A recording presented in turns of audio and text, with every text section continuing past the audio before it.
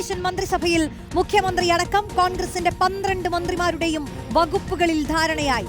ധനകാര്യം, പൊതുഭരണം, തുറമുഖം, PRD വകുപ്പുകൾ മുഖ്യമന്ത്രി കൈകാര്യം ചെയ്യും. രമേശ് ചെന്നിത്തല ആഭ്യന്തരം, വിജിലൻസ് എന്നീ വകുപ്പുകൾ കൈകാര്യം ചെയ്യും. നേരത്തെ നമ്മൾ അറിഞ്ഞതുപോലെ തന്നെ AP അനിൽകുമാർ വൈദ്യുതി വകുപ്പ് കൈകാര്യം ചെയ്യും. PC വിശ്വനാഥ് ടൂറിസം, സാംസ്കാരികം, സിനിമ എന്നീ വകുപ്പുകളാണ് കൈകാര്യം ചെയ്യുക. ഒപ്പം ലിജുവിന്റെ വകുപ്പുകൾ സഹകരണം, എക്സൈസ് എന്നീ വകുപ്പുകളാണ് ലിജു കൈകാര്യം ചെയ്യാൻ പോകുന്നത്.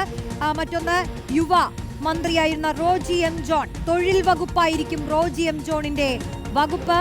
അടുത്ത ആളിലേക്ക് പോയാൽ സണ്ണി ജോസഫ്, കോൺഗ്രസിന്റെ തലമുതിർന്ന നേതാവ്, KPCC അധ്യക്ഷൻ കൈകാര്യം ചെയ്യാൻ പോകുന്ന വകുപ്പ് വളരെ പ്രധാനപ്പെട്ട റവന്യൂ വകുപ്പായിരിക്കും.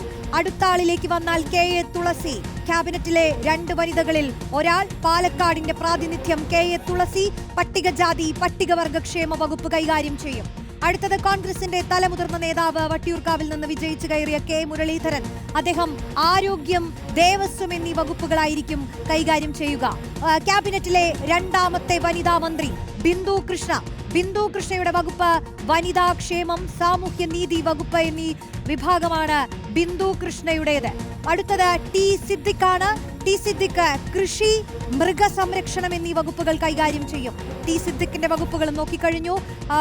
അടുത്തതായി OJ ജനീഷ്, യുവമുഖം, ക്യാബിനറ്റിലെ ഏറ്റവും ചെറുപ്പക്കാരൻ, കൈകാര്യം ചെയ്യാൻ പോകുന്ന വകുപ്പ് കായികം, യുവജനക്ഷേമം എന്നീ വകുപ്പുകളാണ്. ഇങ്ങനെയൊക്കെയാണ് ധാരണ.